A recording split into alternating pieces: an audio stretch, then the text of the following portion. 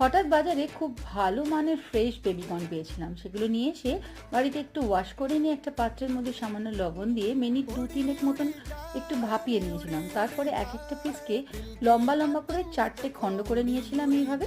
তারপর আরেকটা পাত্রের মধ্যে 1 চা চামচ করে রসুন, আদা, লঙ্কার গুঁড়ো, গোলমরিচের গুঁড়ো, গরম মশলার গুঁড়ো, প্যাপ্রিকা পাউডার, ভিনিগার, সোয়া সস, সামান্য একটু বেকিং সোডা, চালের গুঁড়ো, কর্নফ্লাওয়ার, ময়দা এবং তার সঙ্গে কিছুটা সুজি, এবং যদি চিল ওয়াটার বাড়িতে থাকে ভালো, না হলে একটু বরফ তার সঙ্গে জল দিয়ে একটা স্মুথ ব্যাটার তৈরি করে তার মধ্যে এক একটা বেবিকর্নের পিস খুব ভালো করে ডুবিয়ে নিয়ে ছাঁকা তেলে এরমভাবে বেবিকর্নগুলোকে একে একে ভেজে নিতে হবে। তারপরে সমস্ত বেবিকর্ন ভাজা হয়ে গেলে উপর থেকে একটু কারি পাতা আর একটু সাদা তিল ছড়িয়ে দিয়ে যে কোনো রকমের চাটনি বা সসের সঙ্গে পরিবেশন করতে পারে। এটা খেতে ভেতর থেকে যতটা সফট ছিল উপর থেকে ততটাই ক্রিস্পি ছিল। তো শীতের বিকেলে চায়ের সঙ্গে ঝটপট বানিয়ে ফেলুন এই রেসিপিটা।